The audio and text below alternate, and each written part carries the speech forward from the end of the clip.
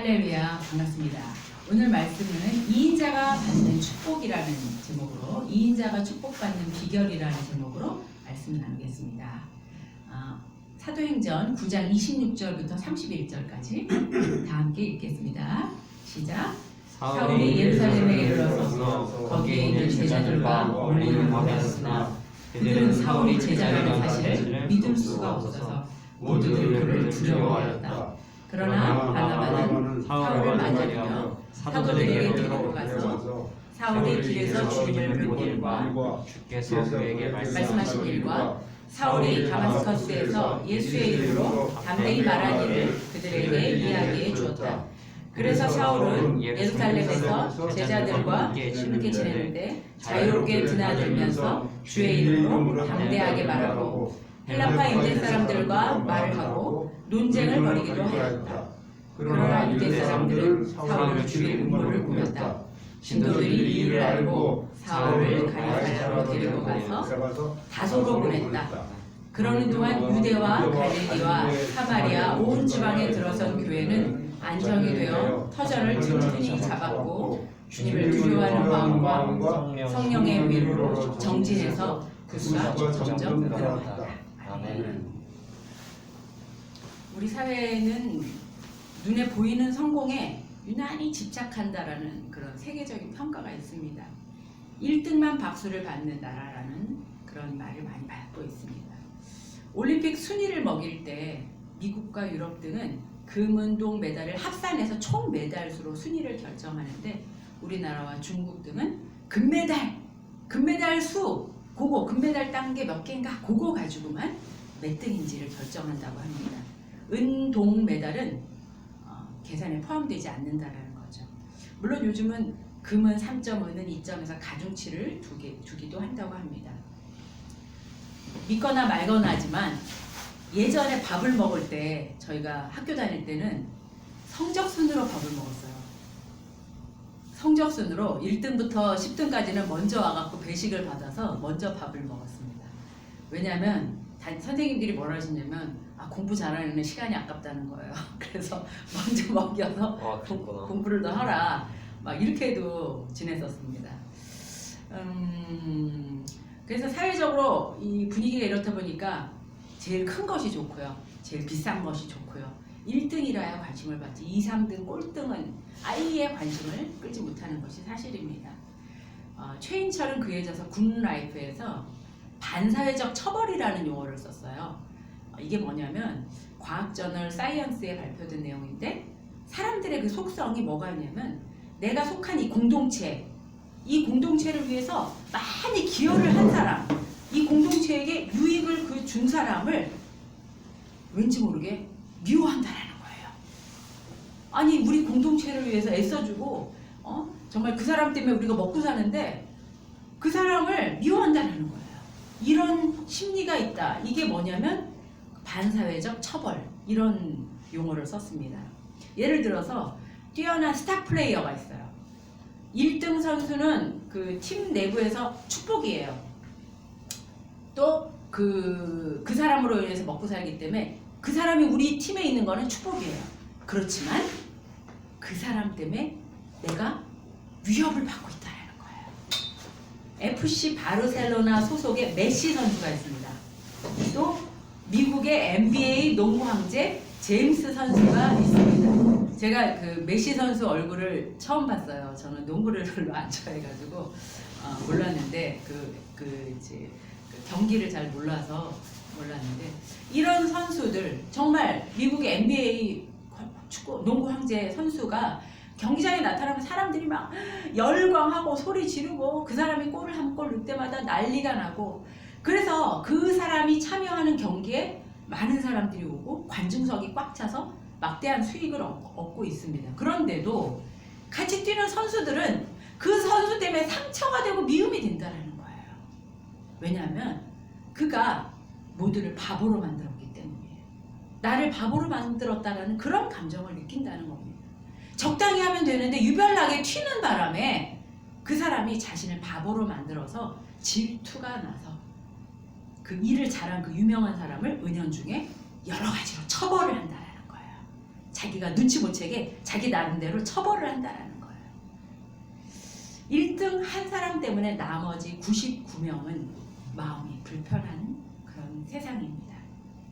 살리에리 증후군이라는 증후군이 있습니다. 혹시 여러분 살리에리라는 사람 아시나요? 들어보셨나요? 모차르트 때 네네네네 맞아요. 등장으로 네네 맞습니다. 와우 역시 추석. 아우 우리 한 PD가 너무 정확하게 거의 네이버 검색 수준으로 말씀을 하셨어요.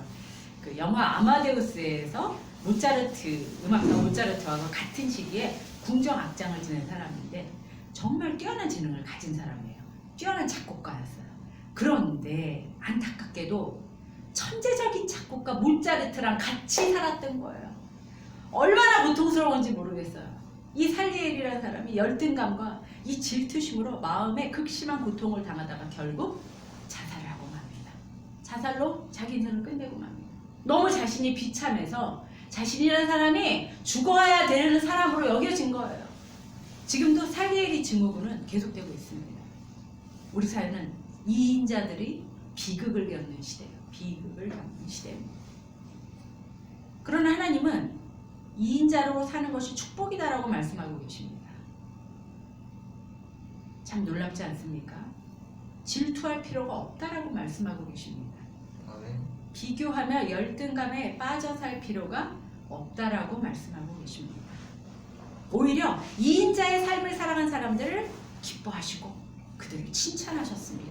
1등만 이뻐하지 않으셨습니다. 2인자로서 자신의 역할에 충실한 사람, 2인자지만 주변과 협력하고 양보하는 사람들을 뭐라고 하셨냐면 화평케 하는 자라고 축복하셨습니다. 그런 사람들한테 복 있는 자라고 말씀하셨어요. 하나님은 왜냐하면 질서의 하나님이시기 때문에 그렇습니다. 우주와 천상 위의 영적인 세계와 인간들의 모든 삶 속에 창조 질서를 가지고 다스리시는 분이 하나님이시기 때문에 하나님은 그런 질서를 요구하고 계십니다. 태양만 중요하지 않고 은하계만 중요하지 않고 모두가 다 동등하고 모두가 다 소중하고 모두가 다 공평하기를 원하시는 그런 하나님의 마음을 갖고 계시는 분이십니다. 하나님께서는 오히려 성경에 뭐라고 얘기하시냐면 약자인 고아와 과부와 나그네를 아껴주라라고 우리에게 부탁하고 계세요. 그 사람들을 사랑해줘야 한다라고 얘기하고 계십니다. 그들을 억압하고 착취하는 고관들을 악한 자라고 말하시고 징벌하시고 분노하셨어요. 오늘 본문에 바나바라는 사람이 나오는데 이 바나바가 바로 2인자의 삶을 살지만 기뻤던 사람입니다. 바나바는 성령과 믿음이 충만했고 구제와 말씀 전파에 열정적이었던 사람이었어요. 바나바의 가장 두드러진 업적이 뭐냐면 사울이라는 위대한 사람을 발굴해서 이방인 전도자로 일선에 내세우는 중요한 역할을 한 사람이에요. 당시 예루살렘 교회를 비롯한 많은 교회 성도들과 지도자들이 핍박자였던 사울의 그 회심을 변화한 것을 의심의 눈초리로 지켜보면서 사울을 두려워했어요. 믿지 못했어요. 혹시 이중 간첩 아니야? 저 사람 스파일지 몰라. 이런 마음을 늘 가지고 있었습니다. 당연했죠. 그때 예루살렘 교회에서 사람들의 신뢰와 존경을 한 몸에 받고 있던 바나바라는 사람이 나서준 겁니다. 바나바가 그 일을 한 겁니다. 사울을 예루살렘 교회 지도자들에게 소홀히 하고 교회의 일꾼으로 삼도록 해주고 동역하도록 자리를 만들어준 사람이 바로 바나바입니다. 바나바의 이런 중요한 역할로 오해받지 않고 사울은 교회 안에서 자유롭게 드나들고 이를 계기로 초대교회 사역의 중심부에 들어갈 수 있는 위대한 사도가 되었습니다. 또 소아시아를 비롯한 지중해 연안의 수많은 나라와 민족들에게 복음을 전하고 교회를 개척함으로써 세계 선교의 초석을 마련하는 선교 사역을 할 수 있도록 도와주는 사람입니다. 만약에 바나바가 없었다면 사울은 간첩으로 내몰려서 절대 중심까지 들어가지 못했고 하나님의 일을 감당할 수 없었을 것입니다. 내가 너보다 나이도 많고 내가 너보다 신앙의 연륜이 깊다고 바나바가 어깨에 힘주지 않았어요. 너 나한테 무릎 꿇어라고. 너 우리한테 들어오려면 너 그 뭐라 그러죠? 서열이 짬밥이 너 안 돼서 안 된다고 그러지 않았어요. 왜 우리 공동체 가면 나이 몇 살이냐고 다 물어보고 서열 정하잖아요. 그리고 그 서열 따라 자기가 리더고 너 나한테 동생이야 딱 이러시는 분들 많으시잖아요. 그런데 바나바는 그렇게 하지 않았어요. 연륜이 깊다고 사울을 무릎 꿇으려고 하지 않았어요. 그 위대한 사울을, 그 재능 있는 사울을 들여오면서 자기가 2인자가 될 거를 뻔히 알았을 거예요. 그런데도 불구하고 2인자로 괜찮았어요. 2인자인데도 괜찮았어요. 아무렇지도 않았어요. 마음이 편했어요. 행복했어요. 절대 열등감과 질투를 느끼지 않았습니다. 바나바를 보면서 세례 요한이라는 사람이 생각이 났어요.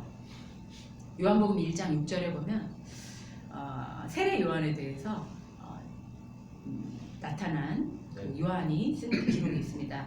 다 같이 한번 읽어보실까요? 시작. 하나님께서 보내신 사람을 썼다. 그 이름은 요한이었다. 그 사람은 빛을 증언하러 왔다. 그 증언으로 모든 사람을 믿게 하려는 것이었다. 그 사람 자신은 빛이 아니었다. 그는 빛을 증언하러 온 것뿐이었다. 요한은 그를 증언하러 왔다라고 외치고 있어요. 이분이 내가 말씀드린 바로 그분이에요. 내 뒤에 오시는 분을 나보다 앞선 분이라고 말씀드린 것은 이분을 두고 말한 것이에요. 그분은 나보다 먼저 계신 분이랍니다. 나는 단지 이 주님이 걸어가실 길을 위해서 미리 길을 닦아놓고 길을 곧게 평평하게 만들기 위해서 광야에 나와서 외치는 사람의 소리일 뿐입니다. 나는 소리일 뿐입니다. 라고 얘기하고 있어요. 세례 요한은 당시에 메시아로 선지자로 오해를 받을 만큼 굉장한 인기를 끈 사람이에요. 세례 요한 주변에 사람들이 많이 몰려다녔어요. 기도하는 사람이었고 세례를 베푸는 사람이었고 사람들은 세례 요한 보고 혹시 선지자 아니세요? 우리가 기다리는 메시아 아니세요? 라고 계속 물어봤습니다. 그 수많은 인파 속에서 그 많은 인기 속에서 세례 요한은 저는 아니에요. 저는 빛이 아니에요. 빛을 전하러 온 사람이에요. 전하러 오려고 하는 그 빛을 예비한 사람일 뿐입니다. 빛을 증언하기 위해서 온 사람일 뿐입니다. 단지 자기는 스치듯 지나가는 바람 소리에 불과한 사람이라고 얘기하고 있습니다. 그렇지만 그에게는 행복이 있었어요. 만족이 있었습니다. 평화가 있었습니다. 또 한 사람 바나바와 세례 요한처럼 2인자의 삶으로 온 인류에게 기쁨을 주신 분이 있죠. 이번 주 금요일이 생이신 분이세요. 이번 주 금요일 날이 생일이신 분 누구실까요? 예수님. 맞습니다. 바로 예수님이시죠. 예수님은 하늘 보좌의 영광을 다 버리시고 인간의 땅으로 오셨습니다. 그런데 부잣집으로 오지 않으셨어요. 왕의 아들로 화려한 곳으로 오지 않으셨어요. 왕궁에서 태어나신 것이 아니고 누추한 마구간에서 태어나셨고 아기 침대가 잘 준비된 깨끗한 곳에서 태어나신 것이 아니고 말들이 밥을 먹는 말 그릇에 누우셨습니다. 그래도 만족하셨어요. 그래도 불평하지 않으셨고 그래도 원망하지 않으신 분이셨습니다. 빌립보서 2장 6절부터 11절까지 큰 소리로 한번 읽어보시겠습니다. 시작. 그분은 원래 하나님의 본체셨으나 하나님과 동등됨을 기득권으로 여기지 않으시고 오히려 자신을 비워 종의 형체를 가져 사람의 모양이 되셨습니다. 그리고 그분은 자신을 낮춰 죽기까지 순종하셨으니 곧 십자가에 달려 죽으신 것입니다. 그러므로 하나님께서는 그를 지극히 높여 모든 이름 위에 뛰어난 이름을 주셨습니다. 이는 하늘과 땅과 땅 아래에 있는 모든 사람들이 예수의 이름 앞에 무릎을 꿇게 하시고 모든 입으로 예수 그리스도를 주라 시인하게 하셔서 하나님 아버지께 영광을 돌리게 하시려는 것입니다. 아멘. 바나바와 세례 요한과 예수님은 어떻게 보면 1인자의 삶을 살지 않으셨어요. 요즘 사람들은 자기 뜻대로 자기가 생각한 대로 되지 않으면 애가 다르시고 화가 나시고 분노가 막 일어나세요. 내가 마음 먹은 대로 내가 시키는 대로 내가 원하는 대로 상대방이 빨리 움직여 주기를 원하고 내가 영향력 있는 사람이 돼서 내가 1인자가 돼야 된다고 생각들을 하세요. 특별히 정치인들이 정치계가 그렇지 않나 생각이 듭니다. 내 말만 옳고 내가 1인자고 너는 2인자고 너는 내가 시키는 대로 해야 된다라는 그런 생각들을 많이 갖고 있는 것 같아요. 시기와 질투와 열등감으로 고통스러운 삶을 살 수밖에 없는 현대인들이라고 생각이 듭니다. 왜냐하면 모두가 다 1인자이기 때문에요. 너나 할 것 없이 다 자기가 1인자이기를 원하기 때문에 그 상황에서 나란 존재는 도대체 얼마나 작아지는지 그 사람이 미울 때가 많습니다. 시기 질투가 날 때가 많습니다. 또 그 1인자를 자처하는 그 사람 때문에 열등감이 또 그것으로 인해 고통스러움이 나타날 때가 많습니다. 살리엘의 증후군을 피할 방법이 우리에게 없을까요? 지금까지 내가 최고의 공동체에서 1인자의 자리를 기꺼이 내어줘도 우리는 괜찮을 수 있을까요? 그들은 어떻게 그렇게 했을까요? 바나바와 세례 요한과 예수님은 어떻게 2인자의 삶을 잘 견딜 수 있었을까요? 그럼에도 불구하고 만족하고 행복할 수 있었을까요? 그들에게 하나님이 계셨기 때문입니다. 하나님이 주인이고 하나님이 나의 왕이고 나의 목자 되시고 나의 창조주 되셨다는 것을 인정하고 하나님께서 나의 1인자라는 것을 인정하자 내 안에 모든 엉키고 설킨 무질서들이 쫙 정리가 되고 자리 잡으면서 안정이 된 거예요. 하나님이 1인자라고 인정을 하고 하나님이 나의 창조주라고 인정을 하고 나는 2인자라고 인정을 하자 내 안에 질서가 쫙 잡힌 거예요. 아무것도 염려가 되지 않았던 거예요. 하나님을 바라볼 때 우리는 흔들리지 않게 됩니다. 우리가 하나님의 주권 앞에 2인자로 살 때 하나님은 우리에게 뭐라고 말씀하시냐면 아니야, 네가 1인자야. 누구누구야, 네가 최고야. 우리를 가장 최고의 1인자로 높여주시는 분이십니다.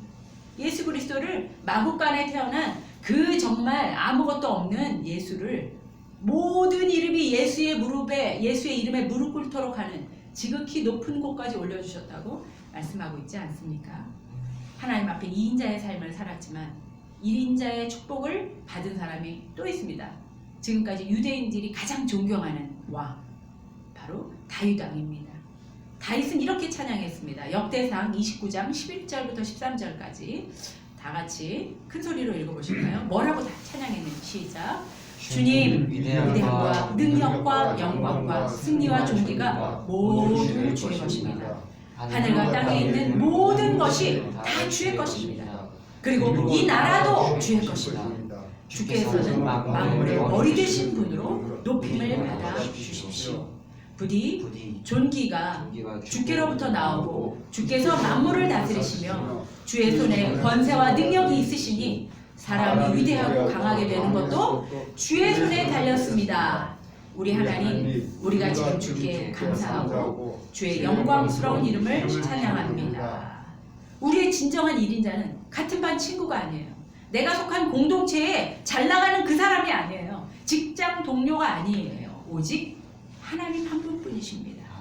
교회 머리가 예수 그리스도 한 분이시듯 우리의 각 지체가 우리 각 몸의 지체가 예수 그리스도께 속하여서 예수 그리스도께서 한 분이시고 머리이시듯 하나님께서 나를 만드신 창조주 하나님이 나의 1인자시고 모든 권세와 능력이 하나님께 있고 나의 성공과 실패도 하나님께 있고 모든 권세가 하나님께 있다라고 인정하는 것, 그것이 바로 우리가 2인자로 살아도 괜찮은 그런 방법입니다. 그것이 비결입니다. 우리 여러분들 어떤 공동체에 가면 내가 위축될 때 있잖아요. 근데 그 위축된 나는 세상 사람들이 뭐라 하냐, 카네기에 져서 보면은 뭐라고 얘기하냐면 다른 사람들을 신경 쓰지 말라고 해요. 방법이, 인간관계의 비법이 뭐냐면 다른 사람들이 뭐라고 그러면 신경 쓰지 말라고 그렇게 얘기해요.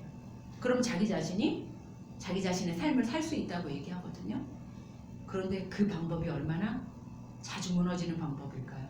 얼마나 끝떨어진 연 같은 불안한 방법인가요? 저는 그 방법을 들으면서 하나님의 방법을 떠올렸어요. 하나님이 나의 구주가 되시고 나의 왕 되시잖아요. 그럼 나는요, 다른 사람이 안 보여요.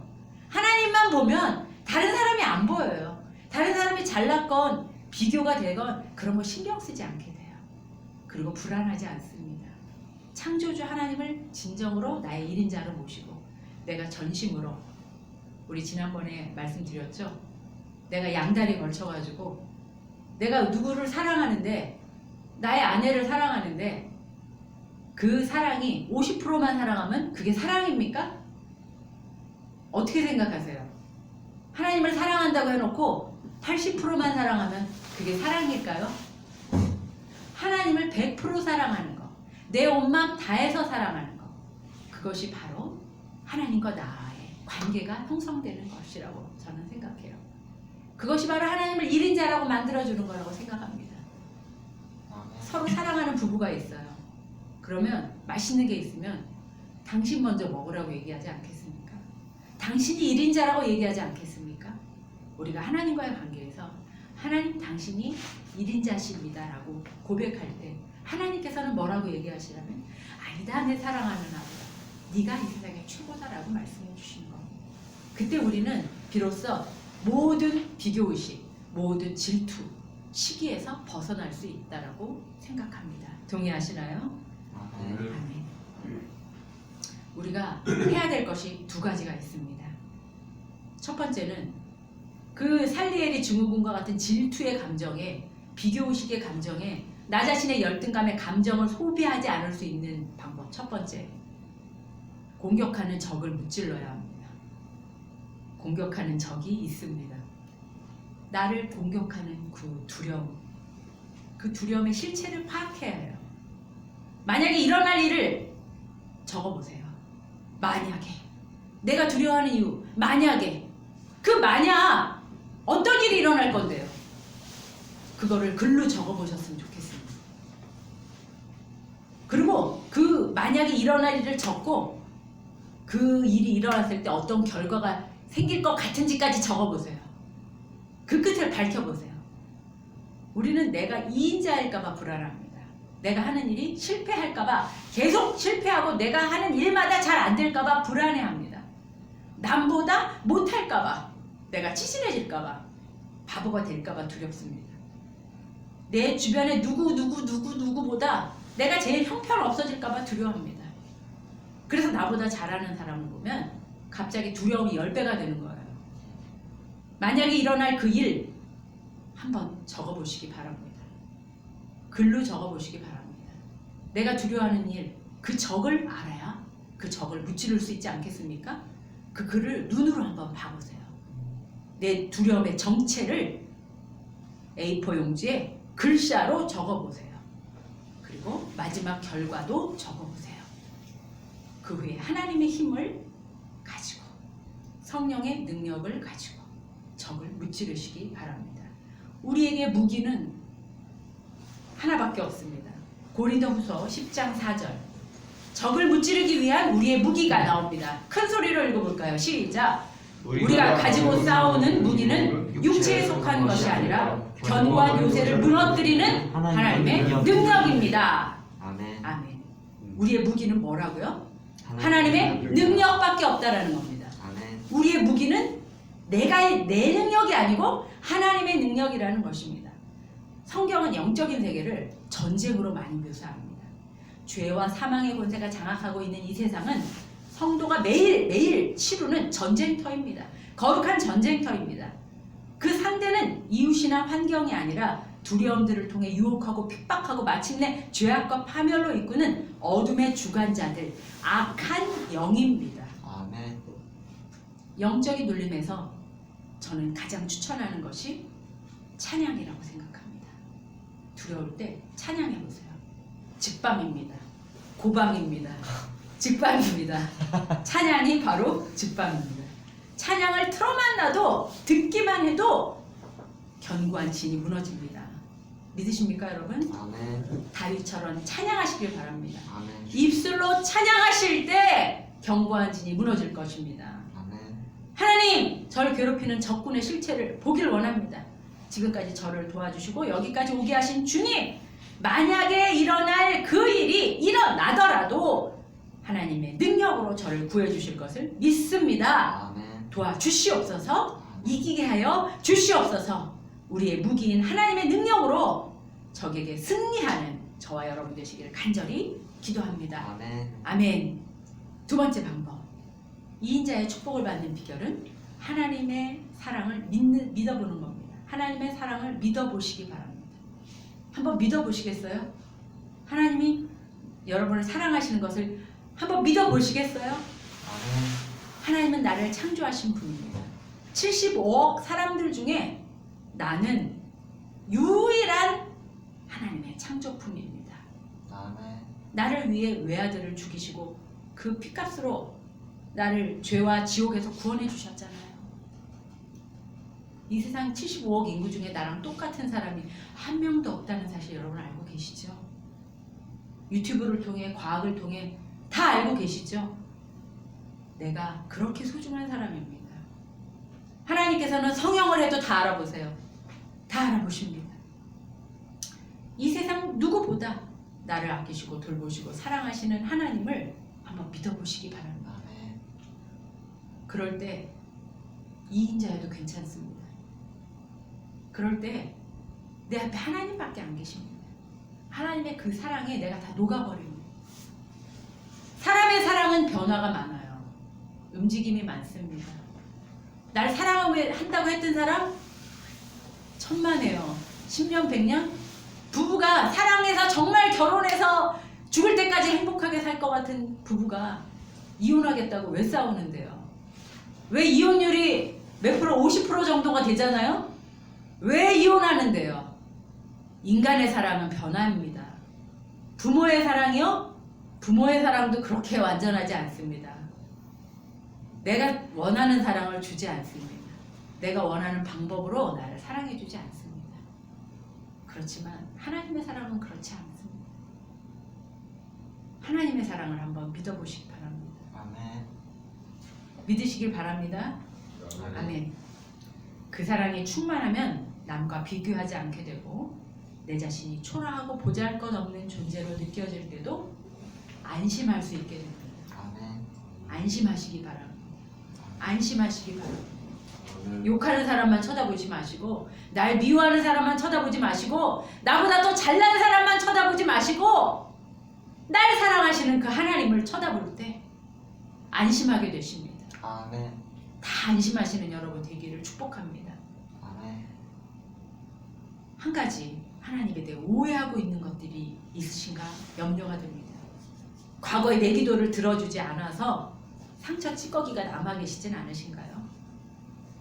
오해가 5 선이라고 하더라고요. 오해. 그런데 그 오해가 다 풀리시길 바랍니다. 왜 나한테 그러셨는지 그럴 수밖에 없었던 이유를 이해하시기 바랍니다. 그런데 중요한 것은 이해, 투선, 이해되지 않는 하나님입니다. 오해가 풀렸는데도 이해가 안 되는 게 있어요. 당연히 이해가 안 되는 게 있죠. 신기한 사실이 있어요. 이해되지 않는 것들이 그런데 믿으면 이해가 된다라는 겁니다. 아멘. 오해가 풀렸어요.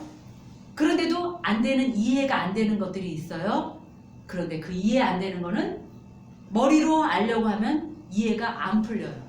믿음은 이해가 됩니다. 믿는다면 신의 존재를 인간의 머리로 다 이해할 수 있다면 그 신은 신이 아니죠. 신일까요? 네. 때로는 내 지식으로 내 경험으로 내 머리로 이해할 수 없지만 마음으로 믿을 때 하나님을 만나게 된다는 사실입니다. 그것이 아멘. 비밀입니다. 이해가 안 될 때 오해가 풀렸어요. 그래도 이해 안 되는 것들이 있어요. 그럴 때는 내 머리로 이해할 수가 없습니다. 그때 믿어보시기 바랍니다. 아멘. 그때 하나님의 마음을 이해하게 됩니다. 왜 그때 하나님이 그러셨구나. 하나님이 나를 사랑하셔서 그러셨구나. 이해가 된다라는 겁니다. 그제서야. 하나님은 사랑이십니다. 아멘. 요한일서 4장 10절 요거 읽고 마무리하겠습니다. 요한일서 4장 10절 시작. 사랑은 여기 있으니 우리가 하나님을 사랑한 것이 아니요 하나님이 우리를 사랑하사 우리 죄를 속하기 위하여 화목제물로 그 아들을 보내셨습니다. 네, 아멘. 아멘. 사랑이 어디 있다고요? 사랑이 여기 있다고 합니다.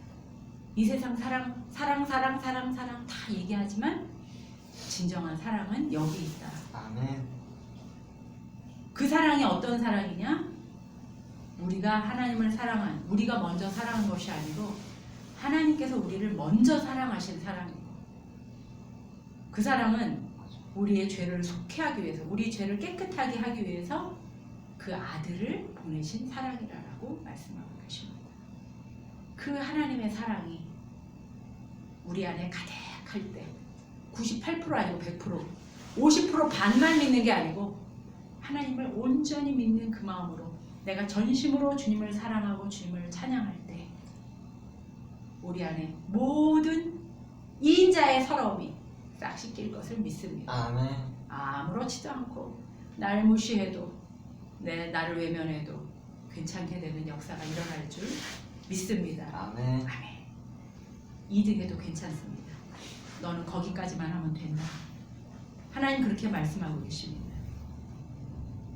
거기까지만 하는 그런 우리가 다 되길 원합니다. 아멘. 기도하시겠습니다.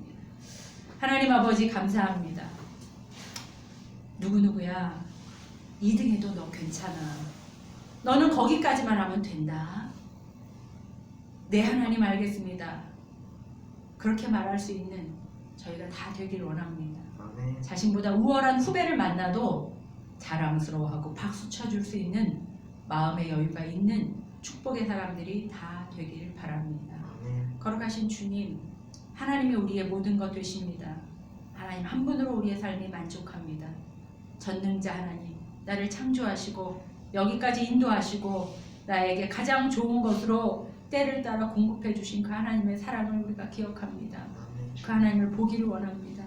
악한 사탄이가 우리를 넘어뜨리려고 하고 우리를 괴롭게 하고 우리를 두렵게 하고 우리를 죽을 만큼 고통스럽게 하지만 그것이 만약에 일어날 것 같은 그 상황이 정작 일어나더라도 하나님께서 그 모든 고통에서 나를 건지시고 도와주실 수 있는 분인 것을 믿습니다. 문제보다 크신 하나님을 바라봅니다. 눈을 들어서 주를 보게 하여 주시옵소서. 아멘. 하나님으로 인하여서 머리부터 발끝까지 하나님의 능력으로 가득 채워주시고 성령의 능력으로 가득 채워주셔서 이 거침없는 그 세상 늘 기계적으로 움직이는 그 흘러가는 세월 속에서 하나님의 능력의 시간을 경험하게 하여 주시옵소서.